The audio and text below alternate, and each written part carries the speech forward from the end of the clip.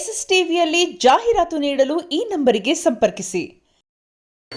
Sir, ಇವತ್ತು ನಿಮ್ಮ cinema release ಆಯ್ತು, ಒಂದು ಒಳ್ಳೆ ಓಪನಿಂಗ್ ಪಡ್ಕೊಂಡು. ಹೌದು, ಖುಷಿ ಇದೆ ಸರ್?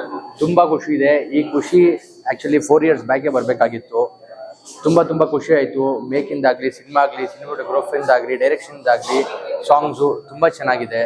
ದಯವಿಟ್ಟು ಎಲ್ಲರೂ ಬಂದು ಒಂದ್ಸತಿ ಸಿನಿಮಾ ಥಿಯೇಟ್ರಿಗೆ ಬಂದ್ಬಿಟ್ಟು ಸಿನಿಮಾ ನೋಡ್ಬೇಕಂತ ಹೇಳ್ಕೊತೀನಿ ನಾನು.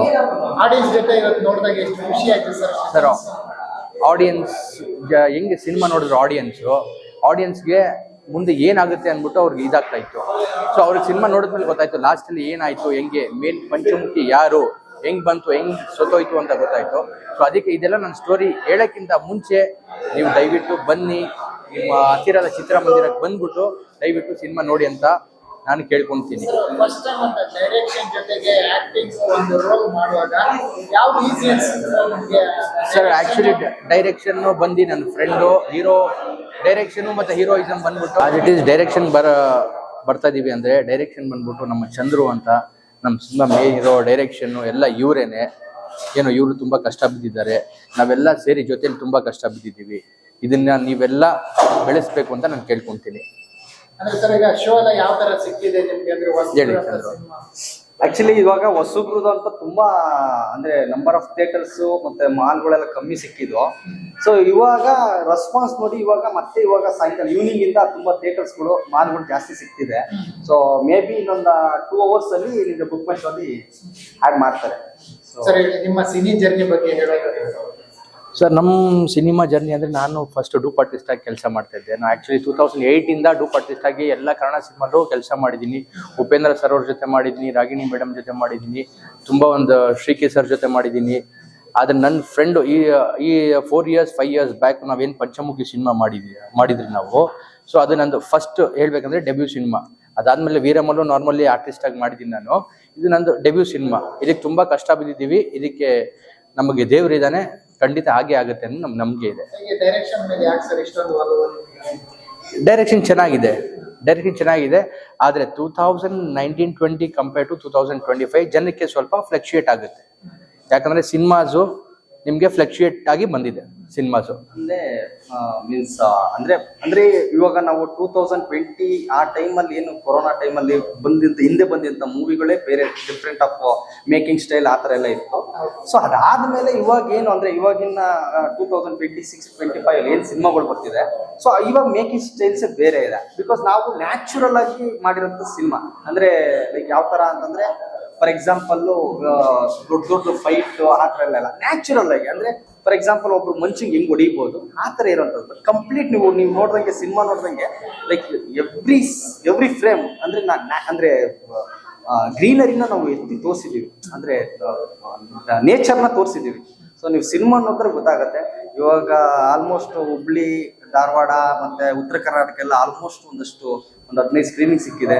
ಅಲ್ಲೂ ಚೆನ್ನಾಗಿ ಹೋಗ್ತಾ ಇದೆ, ಫೋನ್ಗಳು ಬರ್ತಿದೆ. ಮತ್ತೆ ಇವತ್ತು ಇಲ್ಲಿ ಮಿರಾಜ್ ಮಾಲಲ್ಲಿ ರಿಲೀಸ್ ಆಗಿದೆ. ಸೊ ಇಲ್ಲೂ ಚೆನ್ನಾಗಿ ಒಳ್ಳೆ ರೆಸ್ಪಾನ್ಸ್ ಆಗಿದೆ. ಮತ್ತೆ ನೆಕ್ಸ್ಟ್ ಇವಾಗ ಸಾಯಂಕಾಲ ಈವ್ನಿಂಗ್ ಮೇಲೆ JP ನಗರ, ವಿಜಯನಗರ ಈ ಕಡೆ ಸುತ್ತಮುತ್ತ ಸರೌಂಡಿಂಗ್ ಎಲ್ಲೆಲ್ಲೆಲ್ಲಿ ನಮ್ಮ ಜನ ಕ್ಯೂರಿಯಸ್ ಇಂದ ಕಾಯ್ತಿದ್ರು ಆ ಕಡೆ ಎಲ್ಲ ಓಪನ್ ಆಗ್ತಿದೆ. ಮೈಸೂರಲ್ಲೂ ಓಪನ್ ಆಗ್ತಿದೆ. ಸೊ ಅದೇ ಇನ್ನೊಂದು 1 hour ಎಲ್ಲ ಕಂಪ್ಲೀಟ್ ಆಗಿ ಓಪನ್ ಆಗುತ್ತೆ. ಇಂಡಸ್ಟ್ರಿ ಹೊಸ ನಿರ್ದೇಶಕ ಜೊತೆಗೆ ಒಬ್ಬ ನಾಯಕ ನಟರು ಸಿಕ್ಕಿದ್ದಾರೆ. ಆಕ್ಚುಲಿ ಸಿನಿಮಾ ರಂಗದಲ್ಲಿ ನಾನು ಸುಮಾರು ಒಂದು 14-15 ವರ್ಷದಿಂದ ಟೆಕ್ನಿಷಿಯನ್ ಆಗಿ ವರ್ಕ್ ಮಾಡ್ತಾ ಇದ್ದೀನಿ. ಸೊ ಹಲವಾರು ಸಿನಿಮಾಗಳಲ್ಲಿ ಸಹ ನಿರ್ದೇಶಕ, ಕೋ ಡೈರೆಕ್ಟ್ರು, ಸೊ ಸಹ ಸಬ್ ಆರ್ಟಿಸ್ಟ್ ಆಗಿ ಆ ಥರ ಎಲ್ಲ ವರ್ಕ್ ಮಾಡಿದ್ದೀನಿ. ಸೊ ಇದು ಪಂಚಮುಖಿ ಮಾಡಿದ್ದು ಉದ್ದೇಶ ಬಂದು ಬೇರೆ ಏನೋ ಒಂದು ಥಾಟ್ ಇಟ್ಕೊಂಡು ಮಾಡಿದ್ದ ಬಜೆಟ್ ಬೇರೆ ಥರ ಪ್ಲ್ಯಾನ್ ಇತ್ತು.